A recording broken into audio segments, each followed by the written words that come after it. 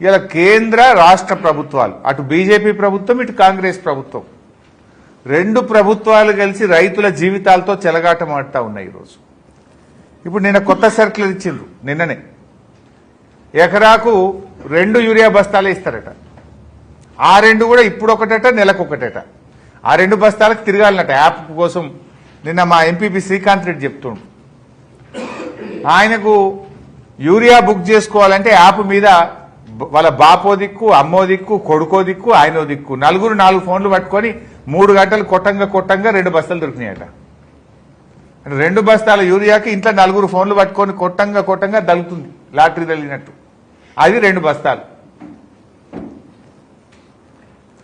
అంటే ఇవాళ ఎకరాకు 2 బస్తాలే యూరియా ఇస్తామంటే ఏంది? కేంద్ర రాష్ట్ర ప్రభుత్వాలు రైతులంటే ఎందుకు ఇంత చిన్న చూపు? ఇవాళ ఇంతమంది ఎంపీలను గెలిపించి రాష్ట్రంలో అధికారంలోకి ఇస్తే మీరు యూరియా ఇచ్చే తెలివి కూడా లేదా మీకు? కేసీఆర్ గారు ఉండగా ఆటో డ్రైవర్కి చెప్తే ఇంటికాడ వచ్చి యూరియా వేసిపోయింది కదా. ఇక 2 బస్తాలే ఇస్తారట. మా చిన్నకోడూరు మండలం మొత్తం మిర్చి పండుతుంది, కొంత నంగనూరులో కూడా మిర్చి పండుతుంది. రాష్ట్రంలో అనేక చోట్ల మిర్చి వేస్తారు, వరంగల్లో కానీ ఖమ్మంలో కానీ చాలా జిల్లాల్లో వేస్తారు. మిర్చి రైతులు ఎకరానికి 6 బస్తాల యూరియా వాడతారు, 5-6 బస్తాల యూరియా వాడతారు. నువ్వు 2 సంచులు ఇస్తే మరి మిగతా 4 సంచులకి అడిగి పోవాలి. రాష్ట్రంలో 13-14 లక్షల ఎకరాల్లో మక్క పండుతుంది. మక్క రైతులు 4-5 బస్తాలు ఇస్తారు మక్కకు యూరియా. నువ్వు 2 సంచులు ఇస్తా అంటే మిగతా దానికి యాడికి పోవాలి? వరి ఉంటుంది, నార్మల్గా వరికి 3 బస్తాలు ఇస్తారు. నువ్వు 2 ఇస్తా అంటే ఇంకో సంచి బ్లాక్లో కొనుక్కోవాలా?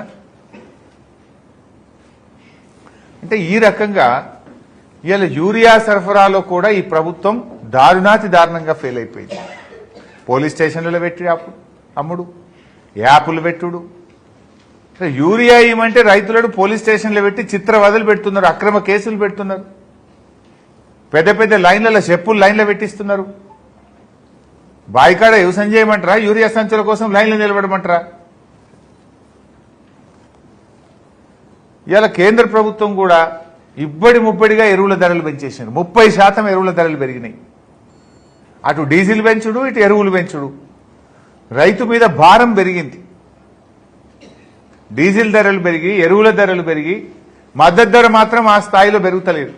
పంటల కొనుగోలు ఆ స్థాయిలో ఉండలేదు. రైతుల జీవితాల్ని ఎలా కేంద్ర రాష్ట్ర ప్రభుత్వాలు ఆ చెలగాటమాడుతున్నాయి జీవితాలతో.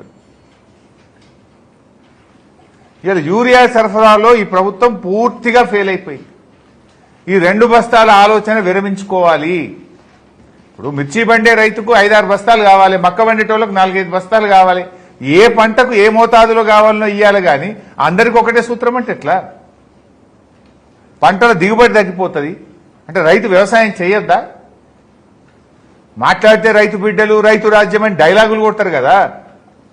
మరి నిజంగా సోయున్నోడైతే కనీసం కొద్దిగానన్నా రైతు మీద మమకారం ఉంటే, ప్రేమ ఉంటే రైతు అవసరాన్ని మీరు గుర్తించాలి కదా.